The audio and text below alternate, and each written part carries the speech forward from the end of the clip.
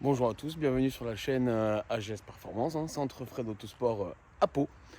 Aujourd'hui, je voulais vous présenter ça.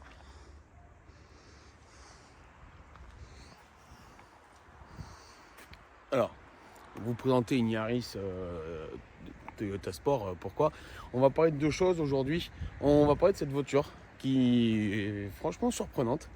Mais aussi on va parler d'éthanol. Est-ce que l'éthanol, ça va être encore rentable en 2024? Vous allez voir, on va faire un petit tour avec la voiture et ensuite on fera un petit calcul ensemble pour voir est-ce que l'éthanol est encore rentable en 2024. Mais avant ça, on va commencer par parler de cette voiture. Alors, pourquoi je vous présente une Yaris qui n'est pas particulièrement moderne, pas particulièrement... Voilà. C'est parce que c'est une voiture qui est hyper surprenante. On retrouve dedans un moteur 1,8 litre VVTi, 133 chevaux. Et en fait, c'est une super alternative, je trouve, au Twingo. On parle beaucoup des Clio RS, Twingo RS. Et en fait, là-dedans, on a quelque chose qui va être comparable en termes de moteur. Presque comparable en termes de châssis, c'est pas aussi bien, mais c'est pas si mal. Et quelque chose qui en plus va être hyper pratique. Faut voir, quand on ouvre à l'intérieur, on a un intérieur qui est un poil particulier. C'est un intérieur Toyota, c'est-à-dire que les sièges sont un petit peu baqués, mais c'est pas fou. Par contre, il y a du rangement absolument partout. J'ai un rangement là, un petit rangement là, ici, ici, ici, des trucs pour les bouteilles de partout. Voilà. C'est une voiture qui est franchement pratique. On retrouve des vraies places à l'arrière. Alors en plus, le gros point, c'est que la banquette est coulissante, mais aussi rabattable. Et franchement, c'est super surprenant. Pour une petite voiture, une petite citadine sport, c'est quand même pas mal. Il faut savoir que donc ça, c'est un véhicule qui chez nous sert de véhicule de courtoisie pour nos clients. C'est un véhicule qui tourne à l'éthanol. C'est un véhicule qui d'origine consomme à peu près 9 litres au 100 au samplon. Aujourd'hui à l'éthanol, on est sur une consommation d'à peu près 10 litres. 10 litres au 100, 11 litres quand on a des clients qui roulent un petit peu. 10 litres, 11 litres, c'est quelque chose qui reste relativement raisonnable, surtout à l'éthanol. Après voilà, c'est à remettre avec le prix au litre. Mais donc voilà, c'est vraiment une voiture qui peut être fun, tout en restant, écoutez, franchement raisonnable en termes de roulage. Mis à part mettre du carburant, c'est une Toyota. Une vidange, alors nous on a tendance à faire des vidanges tous les 10 000, mais une vidange tous les 10 000, et puis ça bouffe rien quoi, ça bouffe rien d'autre, ça mange pas d'huile, peu de pneus. C'est vraiment super. Je vous propose qu'on aille faire un tour et puis comme ça après on pourra voir est-ce qu'en 2024 ce sera encore rentable de rouler à l'éthanol. Bon, seule chose qu'on pourra remarquer, pas de jauge de température, ni d'eau, ni d'huile sur cette voiture. Il y a juste ce petit logo, voilà, qui dit que le moteur est encore froid. On va le démarrer. Voilà. Comme on peut le voir, rien en face, bon, mon téléphone, mais voilà, tout est central. Bon, nous voilà à bord de cette petite Yaris. Première chose qu'on remarque immédiatement au volant, ça braque pas. Ça braque que dalle. Allez, on va rouler. Je vais essayer de vous faire mon chemin de test complet habituel. Celui que je fais très régulièrement avec les véhicules une fois qu'on les a passés à l'atelier. soit pour une reprogrammation ou bien pour de la mécanique. Voilà, c'est-à-dire qu'on va faire un petit peu là, voilà, un moment où je roule à 40-45 km/h, la route est un petit peu défoncée. Ça permet déjà de voir si on n'a pas des bruits de châssis. C'est une voiture qui est confortable hein, en ville. Hein. J'ai déjà eu l'occasion de la conduire sur autoroute. Elle n'est pas faite pour. Mais en ville, ça va bien.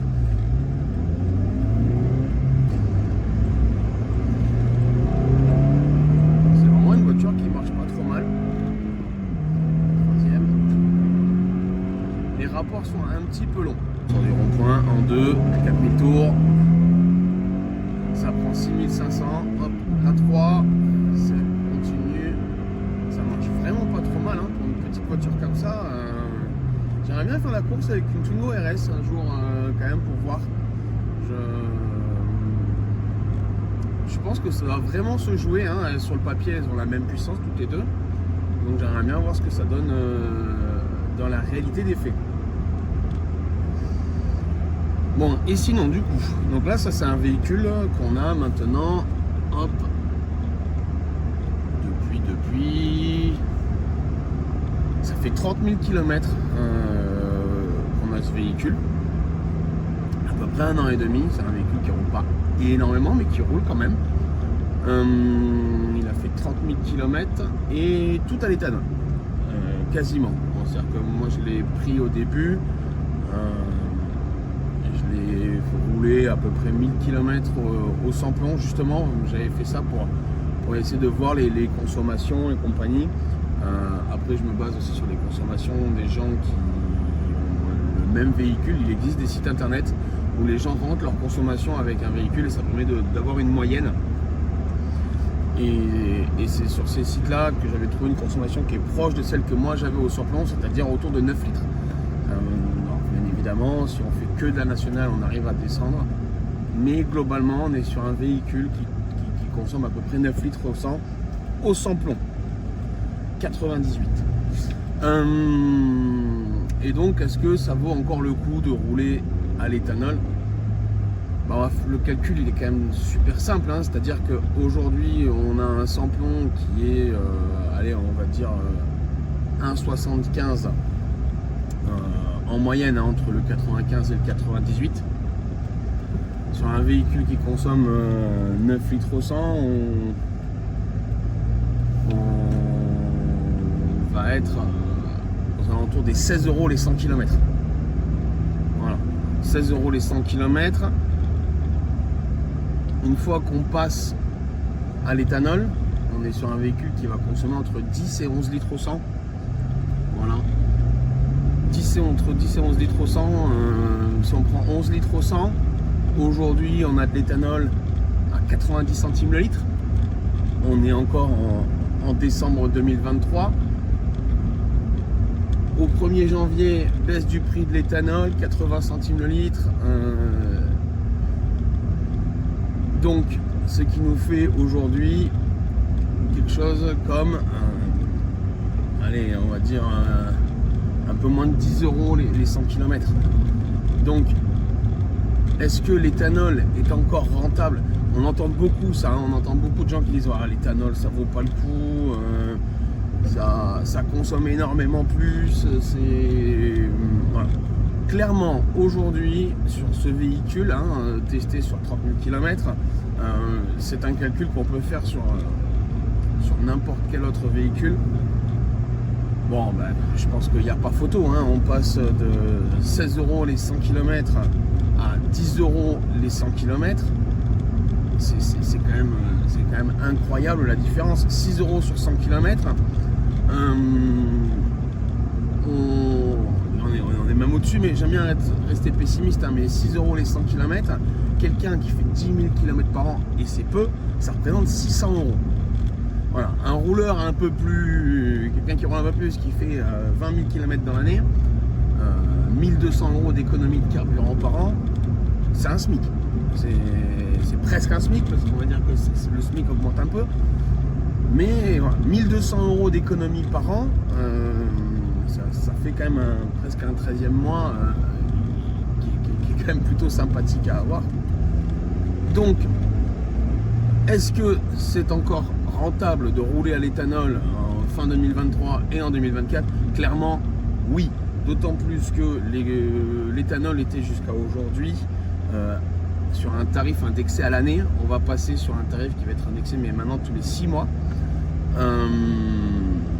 Le tarif de l'éthanol en 2024 va être bien plus bas que l'éthanol de 2023. Ça, c'est quand même quelque chose de très intéressant. On attend un prix d'éthanol aux alentours des 80 centimes le litre.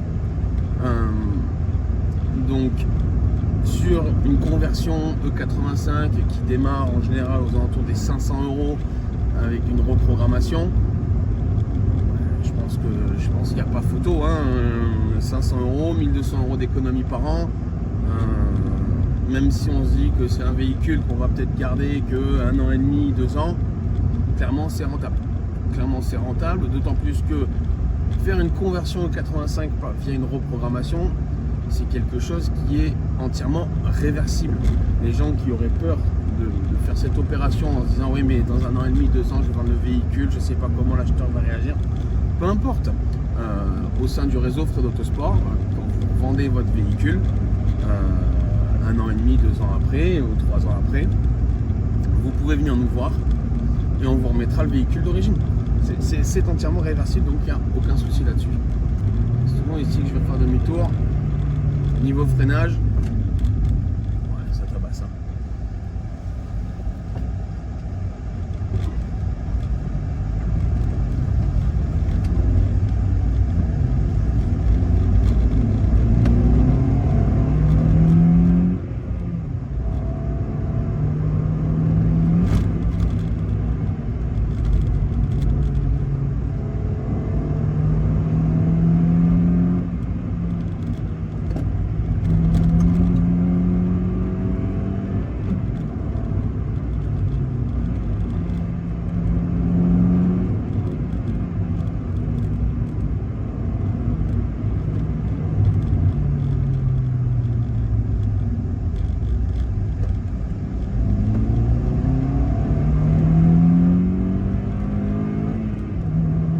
C'est une voiture qui est pleine de fun.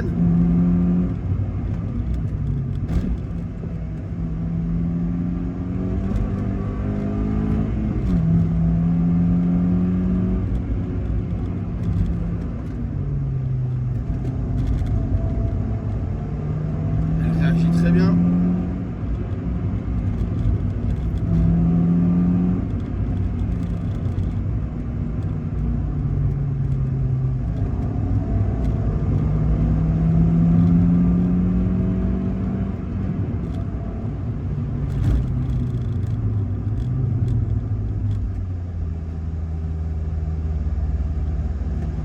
Bon, donc après cette petite session plaisir avec cette Yaris, une voiture que j'aime énormément, que je trouve super sympa, qui ne paye pas de mine, mais avec laquelle vraiment je me régale.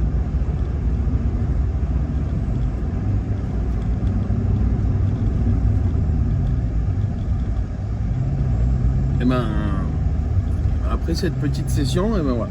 Donc, quand vous entendrez des gens vous dire que l'éthanol ça vaut pas le coup, essayez de vous demander pourquoi ils vous disent ça.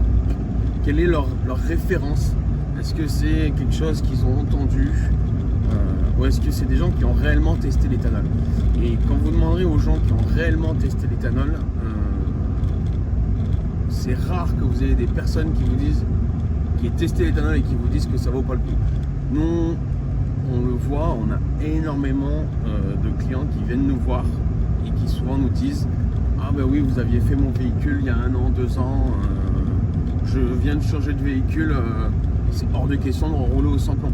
Bah oui, forcément, hein, avec quelque chose qui revient. Là on a pris les chiffres pour ce véhicule où on disait 6 € d'économie pour 100 km, mais c'est-à-dire qu'il faut prendre en compte que si on prend en termes de pourcentage, on est à plus de 30% d'économie. Plus de 30% d'économie sur le budget carburant. Je pense qu'aujourd'hui, c'est énorme. C'est énorme. Et ce pourcentage-là, du coup, il est valable sur tous les véhicules. Injection directe, injection indirecte, 4 cylindres, 5 cylindres, 6 cylindres, V8. Voilà, c'est vraiment quelque chose qui est véridique. Et bien sur ce, je vous remercie. Moi, je vais continuer ma petite balade, puisque j'aime bien rouler. Ça me coûte quand même beaucoup moins cher. On n'a pas parlé de l'entretien à l'éthanol. Je pense que je vous ferai une vidéo dédiée à ça. Dites-moi si c'est quelque chose qui vous intéresse. On parle de l'entretien d'un véhicule qui roule à l'éthanol. Et puis voilà. Je vais continuer ma petite balade. Puis je vous dis à très bientôt. N'hésitez pas, site internet Fred Autosport. Vous y retrouverez l'ensemble des centres Fred Autosport de France qui pourront vous proposer des reprogrammations, des conversions à l'éthanol, en plus bien évidemment des stages 1, stage 2 et plus. Si vous avez des questions complémentaires, vous pouvez me les poser dans les commentaires, ou si c'est plus personnel, plus technique, et ben voilà. Encore une fois, le site fredautosport.fr où vous pourrez retrouver le centre le plus proche de chez vous, qui se fera bien évidemment un plaisir de répondre à vos questions. À bientôt, tchuss!